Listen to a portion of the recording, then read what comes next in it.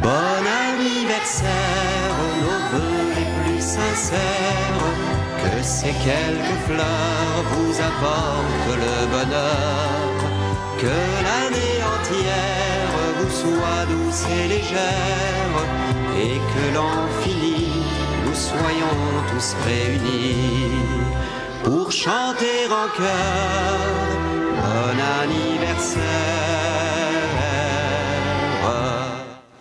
Mesdames et téléspectateurs, bienvenue sur l'autre tranche d'édition de Tête à Tête sur Télécréole. En fait, à ce moment-là, nous pas plutôt dans le segment Tête à Tête là. Nous avons une tranche, ça me relève dossier de l'heure sur l'écran. Pour que ça, coïncidemment, pendant que nous avons assisté ou bien que nous avons étendu musique ça a souhaité Télécréole bon anniversaire, parce que Télécréole fondé en 1986 sous le leadership Wilner Auguste et plusieurs collègues liés. Eh bien, il arrive que coïncidemment, année Satou, dans 7 février qui s'est passé la Cougny en 2016, c'est 30e anniversaire, m'bap dit célébration, mais plutôt un rappel en commémoration d'une date qui est chère, qui est important, mais qui est questionnable pour un pile haïtien. C'est une date 7 février en effet, qu'après 29 ans, dictature des Duvalier, avec Duvalier fils, Baby Doc, il est tombé suite à une série de mouvements de rébellion qui étaient faits dans le pays, sorti depuis dans les années 78, qui était prêt à les culminer en 1986. Donc, dans ce sens-là, pour nous parler de ça, les acquis, les faillites, les grands défis de ces 30 dernières années, nous avons fait appel à 3 invités qui sont extrêmement importants ou bien versés dans la question pour nous. Nous avons fait appel d'une part à juriste, juge Jean-Sénat Fleury, que nous avons dit bienvenue sur Dossier de l'heure sur l'écran. Jean-Sénat. Salut, moi salut tous les téléspectateurs en télé Haïti.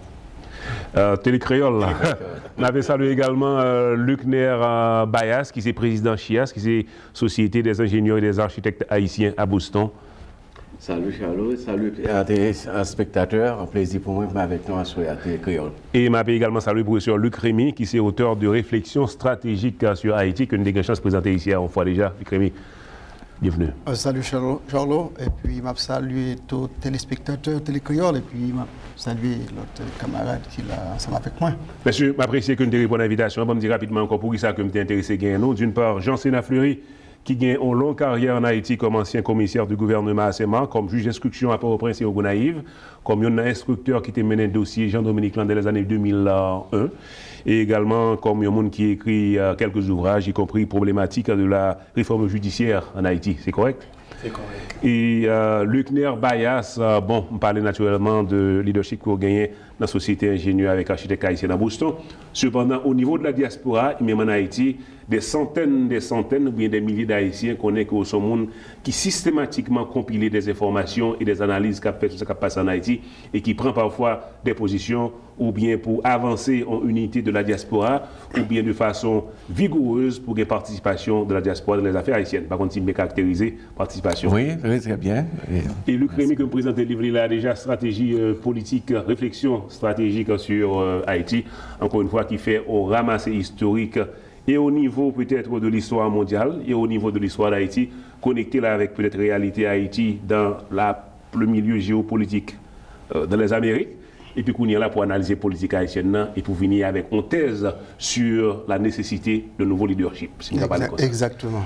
Bon, ceci dit, monsieur, nous finissons de parler, mais pour moyen, quels sont les grands acquis, quelles sont les grandes faillites, quels sont les grands défis après 30 ans.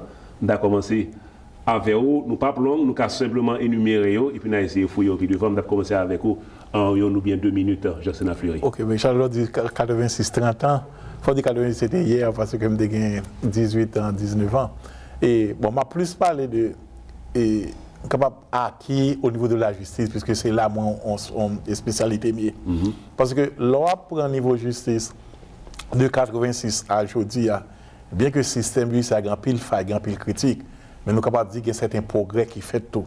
Par exemple, si on va venir bien rapidement, nous sommes capables de citer la création et la fondation de l'École nationale de la magistrature, qui ont gros acquis. Vous êtes responsable à certains moments? Vous êtes responsable à certains moments.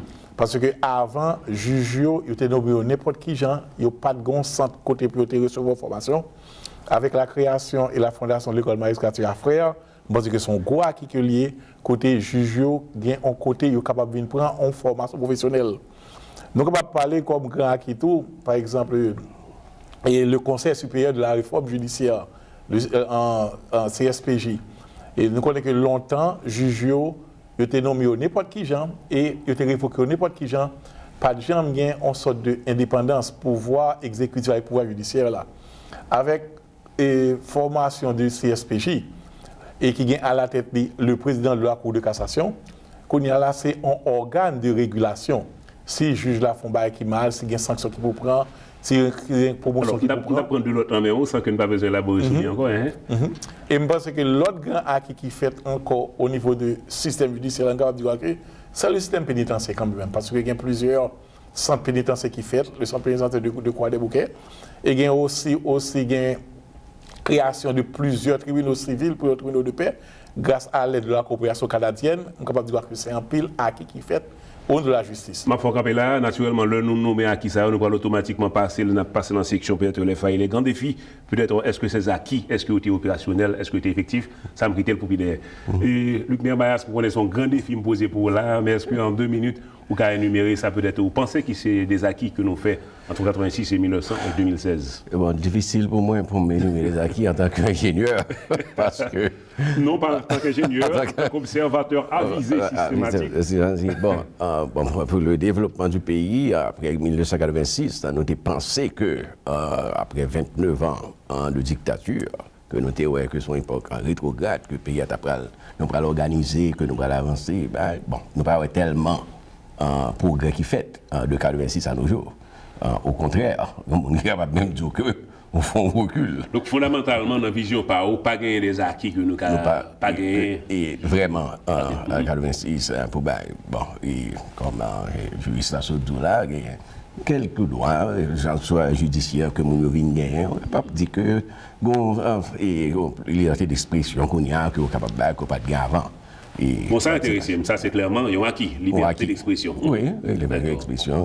Mais, comme on dit, pour ce plan de développement. Donc, nous clair, dans la vision par où, il y en a des seuls acquis que peut-être on peut énumérer. Et c'est bon, test lié, sur l'écrivain. Moi, je crois que tu as gagné une tentative de changement qui commence en 86, mais 86, justement, il y a eu un coup d'arrêt. Pendant qu'il a renversé Jean-Claude, c'est un arrêt d'un mouvement qui a fait pour véritablement casser une série de structures archaïques, sclérosées.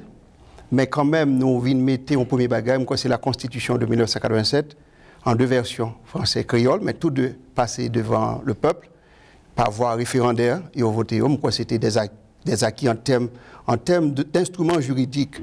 Ensuite, vient un développement du langage, de la langue créole, qui est important, qui permettent plus de participation. C'est un mouvement tout dans les débuts de organisation populaire, de prise de contrôle de réalité et poser problème.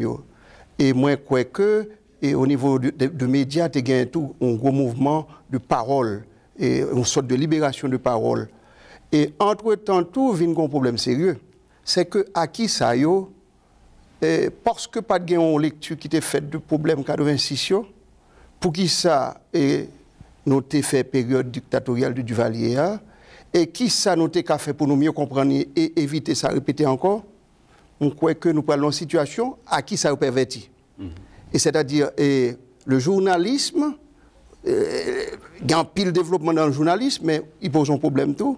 Et l'enseignement qui vient fait en créole sont belles bagailles, mais une préparation pas de fait pour ça.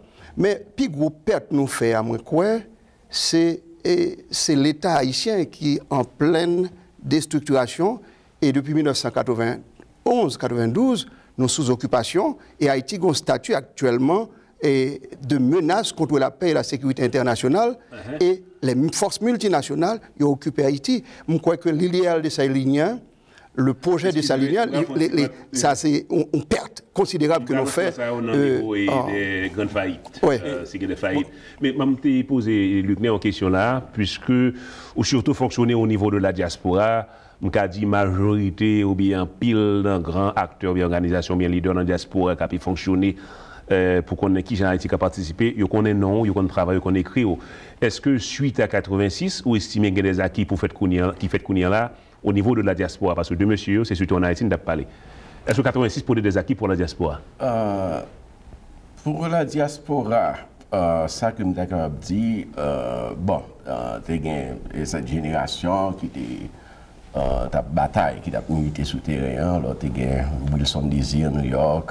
Milité souterrain, on a parlé dans la diaspora. Dans la diaspora. En Haïti, d'accord. Fade Jean-Just, qui était Miami, et puis tu as Fade Jeannot, Père Jeannot, qui était ici à Boston. Monsieur t'a tenu contre la dictature. Donc, on a dit une parole comme ça, et mais M. Sayo, c'était un point commun, bataille contre la dictature, et puis qui vient arriver à Munich. Mais alors, ça qui vient passer après, nous venons une série de leaders qui viennent, là, M. Sayo vient faire ailleurs, qui viennent prendre la relève, mais il n'y a pas la même prépondérance avec M. Sayo. Jean que M. Saté quand mener la lutte. Prépondérance en termes de charismatique, leadership. Il était tout le temps que Fade Jean-Sus, qu'on a fait démonstration à Miami pour de faire bagaille. Et Wilson Désir devant United Nations. C'est ça. Mais on parle de ça qu'on a dans le leadership diaspora et on sait de passer. Mais on parle de protester devant Washington, devant. Et donc. Et c'est cette différence que... Bref, on tourne ce concept de leadership là, puisque le premier écrit en pile sur lui, il a besoin de comprendre et au niveau d'Haïti, au niveau de la diaspora, mais j'en sais pas. Même temps, c'est très intéressant.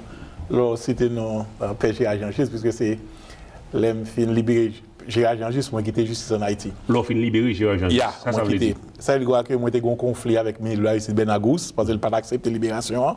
Bon, après le conflit, je viens de démission. Mais ça qui est important. L'autre libération, c'est où tu es signé pour libération. Moi, je suis signé libération. Après ça, on va démission. Merci. Mais ça me devait ajouter, tout à l'heure, l'ingénieur mentionne un bagage et Luc répétait même bagage là tout. Et parce que ce qui est très important, son gros qui lié la liberté d'expression. Parce que avant 86, on ne peut pas parler. Après 86, il y a un pile, on peut parler dans la radio, nous tout qui fait. Et là, Luc parlait de constitution 1987 là. Les nouvelles constitutions amendées à tout. Je crois que l'ingénieur est capable d'accord avec moi. Constitution amendée qui fait en 2012 sont acquis qui est lié parce que l'on parle de diaspora à l'intérieur de la constitution amendée, ça reconnaît la double nationalité. Moi, ce que ça sont acquis, nous ne sommes pas capables de négliger. Important à faire. Et je vais signaler, puisque je suis dans le secteur culturel, là, que j'ai l'impression que 86 est venu créer un espace pour au niveau culturel, pour une liberté d'expression au niveau de la musique et de l'écriture également, puisque des groupes comme le groupe Racino ou bien des chanteurs engagés, tu es arrivé percé. Par contre, si c'est une constatation qui fait à votre niveau également.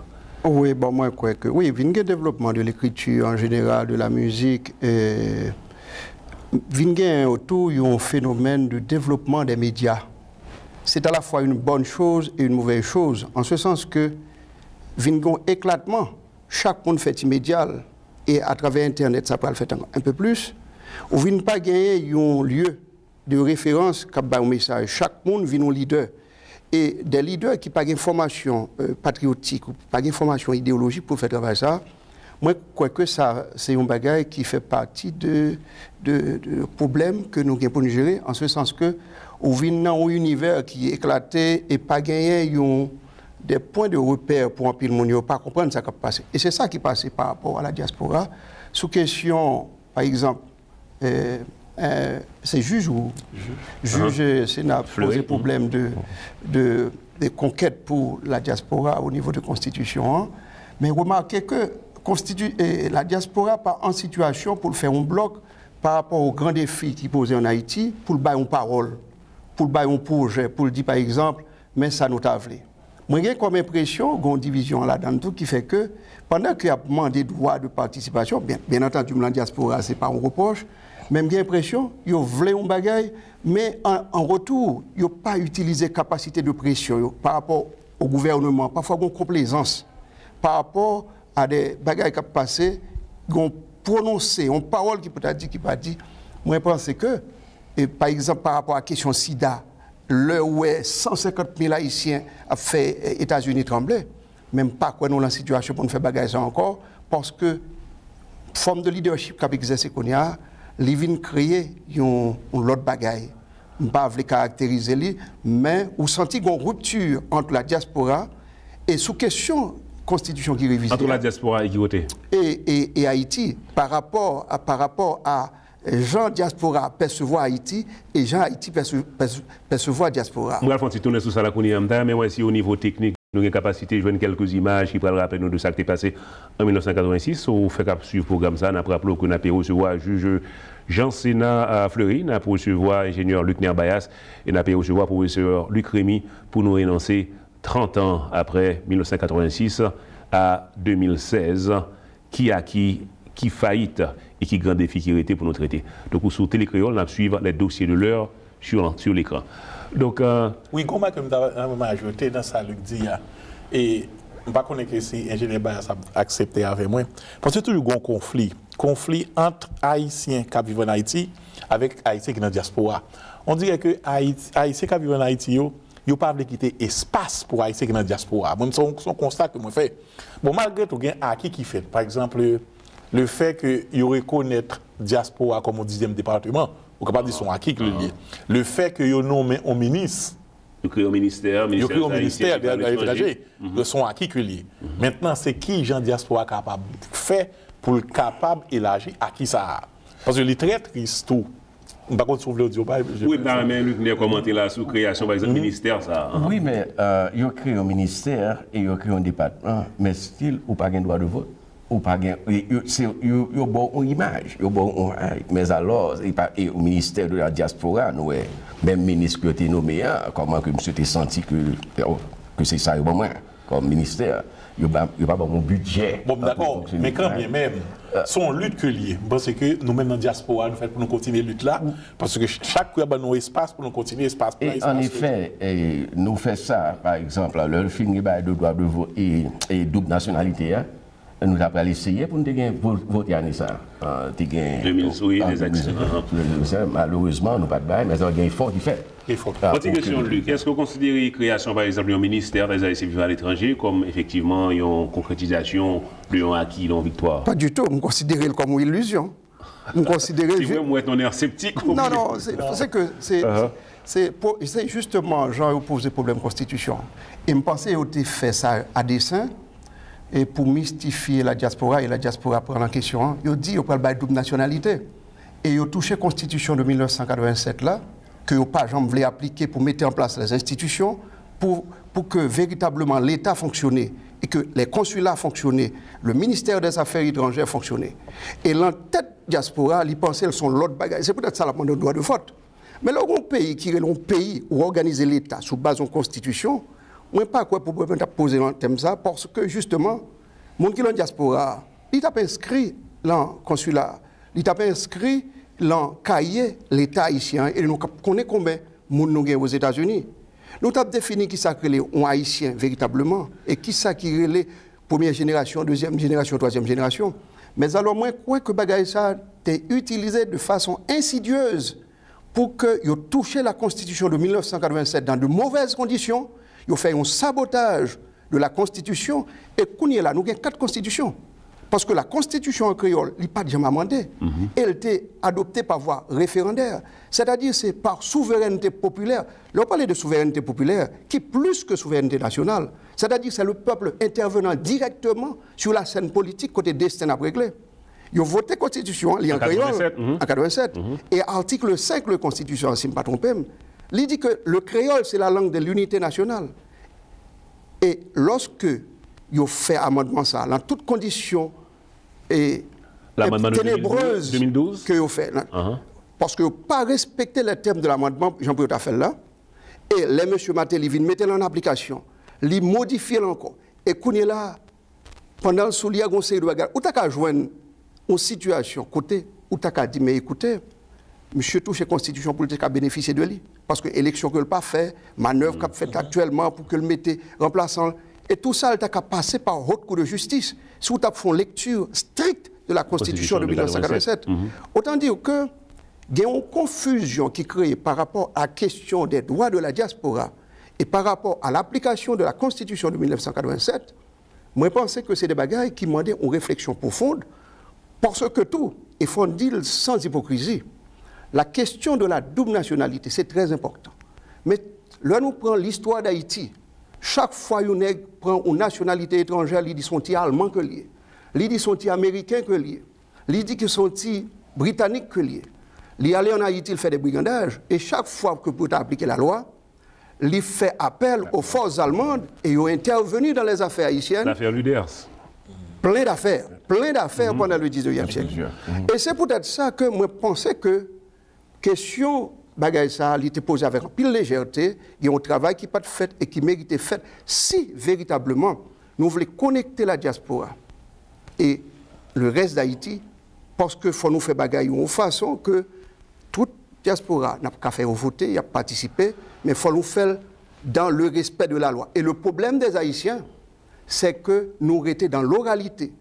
À peine si la Constitution de 1987 nous l'a demandé, à peine s'il appliquait 10%, le seuil d'application de la Constitution, à peine 5%. Kounian, j'ai l'impression qu'il y a un problème monoposé entre la volonté de la souveraineté populaire qui manifeste à travers la Constitution, qui était votée, mais à chaque fois soit parlé là, et pour Constitution, et pour création au ministère des Haïtiens vivant à l'étranger, je suis obligé de poser la question. Est-ce que c'est une volonté systématique, c'est par idéologie que le résultat n'est pas arrivé fait, ou bien c'est tout simplement une question de gestion compétente des administrations et de la chose publique pour arriver à matérialiser ça. Donc, je vais essayer de distinguer. Alors, parce que je ne vais pas parler. Ça me dit, parce que je ne suis pas aussi sceptique que pour le Crémy, mais il y a un pile bal à avancer qui est vrai. Parce que le problème qui vient de passer, sont tensions qui gagnent en dans la société. Sont tensions qui gagnent en deux groupes. Et deux groupes, ça y est, faut dire, tous les deux haïtiens, mais chaque qui deux groupes? Premièrement, il y a l'élite économique là, il y a les masse peuple là. Parce que l'aide à entrer dans l'histoire, par contre, ce qu'on appelle les gouvernements de doublure. Côté, les ovines, tout le monde doit pour voter. Les gens qui gagnent l'élite économique là, maintenant, ça les bourgeois. Ils finissent par remarquer que ils ne sont pas capables de contrôler le pouvoir parce que c'est masse noire qui cap diriger. Ça ils fait, ils créent des gouvernements de doublure. Côté qui conditions pour gagner pour une président du pays d'Haïti? Premièrement, front général. Deuxièmement, faut pas qu'on lit. Et troisièmement, faut plus ou moins faut accepter plus ou moins. C'est ça qui fait après Charles tout généraux nous gagne président du pays d'Haïti. Rivé juste pour Philippe Guerrier. Il pas qu'on lit. Écoute, moi, je fais un petit point là, et je comprends ce que je dis, il était valable à mon avis pour le 19e siècle, cependant qu'on a, parce qu'on a besoin vers l'avant, dans le fin 20e siècle, où il y a un gouvernement fort, les Magloire, les Duvalier, tout est qu'on lit, je ne vais pas parler de gouvernement de doublure encore, oui, je connais Duvalier, le fils peut-être, un symbole qu'un régime de Kembe, ça qui s'est passé là, tout comme gouvernement, n'ont pas été des gouvernements de doublure. Si nous voulons parler ça dépend de gens, ça dépend de gens prendre doublure. Ça dépend de gens prendre doublure. Ça dépend de gens prendre doublure. Ok, allez-y. Et là, parler de gouvernement conservateur, ça y est, qu'on fait référence à eux là, sont forme de doublure, parce qu'encore, il y a un gouvernement qui a oppressé masse et un peuple que... de doublure, bon, moi, clair qu'on y en là, est-ce que vous voulez dire que c'est un gouvernement de doublure mis par une certaine bourgeoisie pour oppresser la masse? Si je peux ajouter sur ça, ça doit dépendre de façon, effectivement, on parler, il faut conceptualiser ce qu'on dit. Je pense que dans le sens, c'est notre poser question doublure. Moi, quand aller dans le même sens là, et on définit un petit peu plus là de doublure. On nous dit que gouvernement, c'est des instruments. C'est des instruments qui représentent des intérêts. Il y a un intérêt catégorie dominante, il y a un intérêt catégorie dominée. Alors, moun sa yo bay pouvoir, il y aurait les catégories dirigeantes. Si on prend des exemples seulement sous Jean-Claude, sous Aristide ou sous Duvalier, qui est-ce qui contrôle les questions des douanes, les ports, et qui mettait les députés, les grands caciques dans une série de régions? C'est des gens qu'on pas ouais. Et c'est eux-mêmes qui font une série de manœuvres. Et c'est ça qui a passé là dans le dernier moment. Et son problème de niveau de conscience de la population qui ne peut pas comprendre, en fait, et paraître un petit peu à leçon. Mais par rapport à des positions que nous prenons, parfois c'est contre intérêt, parce que c'est des catégories de pouvoir qui a manipulé, parce que politique son théâtre, ils fait ou un bagage qu'on remet, ou un monde parce qu'elle a même coup la voix, ou bien parce qu'elle compte danser. Et c'était dimension ça, par exemple, que dans l'élection 2010, leur venait avec M. Martelly. Mais M. Martelly, c'était tout simplement instrument. Et vous pouvez voir comment je dis. Instrument de qui? Instrument de catégorie puissante. Et m'expliquer ça dans le livre-là. Ouais. Parce que Haïti a deux grandes catégories. Une catégorie interne de monde qui domine Haïti. Et où vient gagner, ça me relève les catégories, et en catégorie internationale, qui me relève, me fait le tournoi adjectif communautaire international. Côté où gagne un super pouvoir. Et c'est nous-mêmes, nous-mêmes que dans le livre-là, nous relèvons les grands électeurs. Et les grandes élections qu'on a faites en Haïti, nous prenons exemple, côté M. Préval, tu as mettre M. Jude Célestin. Et l'OEA, Washington, et l'autre intervenu, il dit non, il faut nous recompter vote là. Mais gon, image à mettre sous lui, il dit il faut nous faire ça, il faut nous respecter votre peuple là. Et puis le peuple là pour respecter, il faut nous respecter votre peuple là. Mais par exemple, définir qui c'est votre peuple là. Et M. Martelly, qui était peut-être en 4e position ou en 3e, il va le faire recompter. Et l'OEA va remplacer le peuple haïtien. Il vient recompter à peu près 10 000 bulletins. Et il dit que, écoutez, nous avons fait une extrapolation statistique. Et à partir de ce moment, c'est M. Martelly qui vient deuxième.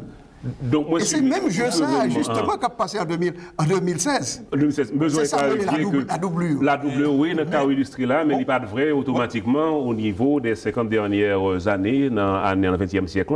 Non, mais des gouvernements forts à Washington. Excusez-moi. En fait, ceux qui contrôlent les pouvoirs en Haïti, que ce soit sous Duvalier, c'était Washington. Et je ne suis pas sûr, c'est Duvalier, ça, j'ai deux débats, mais je ne vais pas rentrer là, monsieur, parce que je ne vais pas arrêter en pile temps. Quels ont été les grands... Dans tourner sur ça, oui, mais je ne suis pas sûr que parce que nous avons fait l'occupation américaine. Dans la dernière émission nous avons fait, nous avons regardé... Qui ça nous conseille comme les grandes faillites peut-être de 30 dernières années qui sont passées là? On aurait peut-être 10 minutes de programme. Donc, nous avons au moins identifié pour nous peut-être qu'un comme sujet d'intervention future. En grande faillite intellectuelle, en termes de réfléchir sur l'expérience de faire Duvalier, ça a été bon dans le duvalierisme, parce que tout gouvernement qui est bon là-dedans. Et pour qui ça a été fait?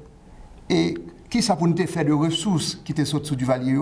Comment pour nous éviter fuite des cerveaux? Des gens qui ne sont pas impliqués dans des crimes de sang ou des crimes d'argent, ça c'est une première faillite. Une deuxième faillite, c'est dans l'application des lois. Nous pas appliquer les lois. Et c'est le grand drame haïtien. Et joue Haïti appliquer les lois, le pays a développé.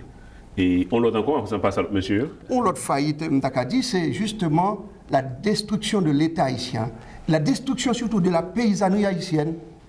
Ça, c'est des grandes faillites. Et justement, c'est peut-être ça, un patrimoine universel en péril. Parce que nous avons une situation là, des gens qui ont posé problème, les intérêts de Washington ou de Canada, mais c'est une situation, c'est la disparition physique du peuple haïtien qui et du territoire haïtien. Parce que, quand il y a de 86 à nos jours, tout le monde qui est sous la visite à Haïti en 86, quand il y a la Haïti aujourd'hui, on va regarder aussi, oh, c'est pas de pays, ça me dit. Donc on parle de l'environnement. De l'environnement. D'accord. La dégradation de l'environnement.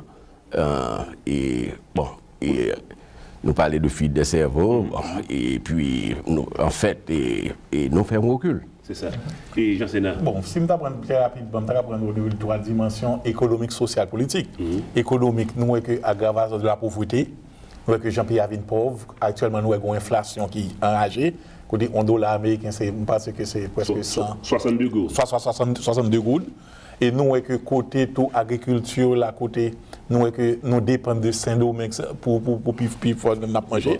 Économique, pauvreté, il y a des gens qui sont dans la classe, de la classe moyenne. Parce que ce n'est pas une classe moyenne en Haïti. C'est deux classes qui gagnent. Au lieu de social, nous faisons parler de fuite des cerveaux, calé. Et nous, que au niveau de politique, ça n'a pas aujourd'hui là. Nous, que Haïti, là, c'est la Chambre qui m'a dit pour tout le monde de déposer candidature. Pas un dossier au plus. Une répétition de un qui est dépassé à 100 ans. Je vais partager quelques chiffres avec nous là qui sont sortis en 2014, par exemple. Côté dans des rapports de la Banque mondiale, Haïti était classé 180e sur 189 pays parmi les pays qui sont plus pauvres dans le monde. Nous avons l'autre cause, le rapport Doing Business, c'est encore des chiffres de la Banque mondiale. Haïti était classé 177e sur 189e en 2014. Bon, l'autre rapport qui est toujours perception de la corruption publiée par la Transparency International. Haïti était classé 163e sur 161, c'est-à-dire là commence les pays qui moins de corruption, Haïti tombé. Donc systématiquement, je parle de 2014. Et indice de développement humain en déclin. En déclin par rapport à la Dominicanie, il y a à peu près 7 fois plus en Dominicanie qu'en Haïti. Donc nous avons noté qu'entre 86 et qu'on y a encore, c'est dégringolade totale ça. Et je crois que parfois, des gens qu'on identifie peut-être des photos de quelques belles bâtiments qu'il y a en Haïti récemment, pour assumer que gagner des progrès ou bien que payant sur la voie du programme. Pas l'impression, moi, de statistiques, ça, vous partagez assez. Et c'est ça, me parler de l'intégrité dans des infrastructures, dans la publication que me parler, et pour nous part, et dans la superficialité, ou capable de passer à Haïti, ou un bel hôtel là, où on sait de on pas être c'est pas pour que fait Haïti, mais alors regarder l'infrastructure pays, en Cap-Bay, ou pas une usine de production, ou pas vraiment, ou qui est basi route. Mais sous des routes qui goes nowhere, ou pas besoin de bâtir, parce que route là, c'est un link qui connecte deux points, deux nodes, qui est capable de garantir économique activité. Donc, sous bâtir une route, et puis route là, pas économique activité. Après 2 ou 3 ans, route là, va le caser. Mais c'est ça qui passe là. Et je ne vais pas finir le programme, ça va faire une mention très spéciale. Jean-Sénat Fleury, où tu es responsable d'un dossier Jean-Dominique en 2001. Et jusqu'à présent, au moment où nous parlons, le dossier de Jean-Dominique n'a jamais été officiellement résolu. Donc c'est une grande perte humaine, physique, intellectuelle qui est faite à partir de 86. Est-ce que vous commentaire sur ça? C'est le commentaire qu'on me dit quoi que l'amour Jean-Dominique fait partie de faillite société. On était quoi qui mourit et c'est bien malheureux. Des premiers juges qui ont instruit le dossier, mais après 1 an, je suis venu démissionner sur le dossier. Où sont démissionnaires? Et il y a trop de conflits politiques dans le dossier. Bon, et devine que je ne peux pas faire un résultat tant pour que je faire une instruction, je assassiner Jean-Dominique une deuxième fois, je vais démissionner. Est-ce que vous-même avez un risque pour même tout sous table pousser les gens de supposer pousser? Non, risque, parce que le dernier monde que j'ai arrêté, c'est Lalanne, qui était un point important dans le dossier.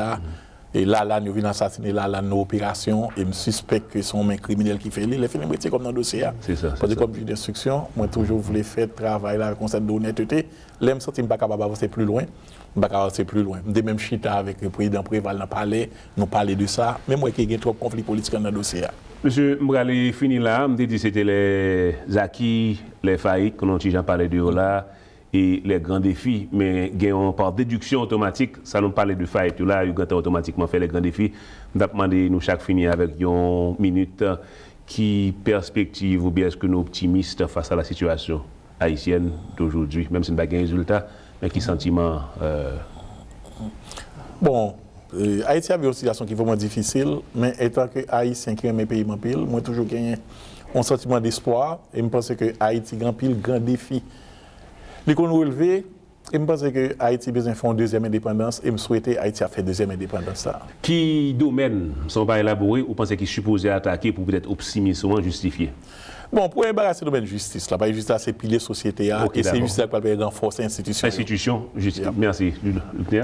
Bon, et en perspective pour Haïti, bon, nous toujours dit que c'est un pays qui vierge. Il y a une barrière que Haïti a pour lui, c'est que nous avons une strong diaspora. Diaspora, nous remet Haïti en pile, supporter et nous là pour à n'importe moment que monsieur vraiment organisé pour passer au sérieux pour que nous débattions. Monsieur parle en Haïti? En Haïti. Est-ce qu'il faut longtemps monsieur décider de passer au sérieux ou est-ce que nous avons besoin pense que nous voilà, il nous besoin pour proactif tout parce qu'en plusieurs interventions que me fait me dit il faut que qu'on y a diaspora au lieu que pour nous rester pour que nous pour nous engager nous pour nous attendre d'accord Luc. Moi je dis là c'est le leadership sous pas bâti leadership là et leadership la diaspora il y a un travail de leadership et qui chita sous diplomatie faut faire diplomatie avec les États-Unis avec le monde international mais faut faire diplomatie tout avec Haïti faut diaspora pas penser que l'Ipral porter des solutions culturellement la de grosses difficultés mais au niveau de leader en Haïti c'est encore le leadership. si vous pas mettez un agenda, on parle de ça en pile, minimum, pour que c'est lui-même qui mette devant, côté un gouvernement provisoire, de transition, quel que soit, c'est pour un agenda minimal, mais pour faire, il faut négocier avec l'international parce que c'est très fort. Et que nous regardons dans les yeux, nous disons, même problème, pas du tout grave, et puis nous négocier, et puis nous arriver à un agenda. C'est fondamental que diplomatie joue un rôle fondamental. Quand on a des grands projets économiques, quand on a des gros problèmes de l'agriculture, sous pas qu'à chita pour négocier, il demande de grands talents. Et c'est dommage que par un travail de mise en commun et méthodologie pour faire ça, on pense que c'est un faut chita sous au niveau de la diaspora ou bien au niveau de la diaspora, au niveau de la diaspora, parce qu'on doit courir dans 50 chemins. Mais très souvent, pour faire réussir, c'est a few good men, c'est-à-dire de très peu. Ou pas besoin de le monde. Et à partir de là, on peut rayonner et on fait bagaille sans violence et sans arrogance, sans heurter trop les intérêts des Américains, des Européens et autres. Et en même temps, côté intérêt, catégorie, toujours, mettez de côté, ou fait le senti qu'on va pour lui. Moi, je crois que un travail de diplomatie qui n'est pas fait. Et le fondamental, il faut le faire sur des bases de dossiers, sur une conception de Haïti que nous ne pouvons pas gagner, une conception de l'économie. Qui économie pour pas le mettre? Est-ce que c'est la même économie néolibérale? Ou bien est-ce que Haïti, une économie par rapport à paysannerie pour un minimum, etc. C'est des questions fondamentales. Donc, je vais quitter sur la question leadership, là, effectivement. Bon, sous-entendu dans ce dit à tout certainement également toutes des compétences pour les leaders en question, puis vous mener l'agenda ça qu'on a parlé. C'était avec nous encore une fois professeur Luc Rémy qui était là avec nous, ingénieur Luc Nerbayas et juriste Jean-Sénat Fleury pour nous faire une rétrospective à les acquis, les faillites et les grands défis après 30 ans de rébellion qui était passée en 1986, qui était jeté, mais qui était fini avec le régime du Valier. C'était avec nous Charles Lucien et je suspecte, nous disons, à partir de ça que levé là comme point, nous parlons bien pour nous retourner dans le futur avec invité nous pour nous continuer à élaborer sur. Nous avons encore une fois souhaité une bonne commémoration, c'est qu'on s'en dit, nous pas de célébration de ces 30 dernières années et nous souhaitons que la situation en 2016, les cas résoudre dans les deux mois mais 3 mois avec un nouveau président élu légitimement par le peuple. Avec nous Charles Lucien pour les dossiers de l'heure sur l'écran, nous propose, nous retourner tout à l'heure avec l'autre invité.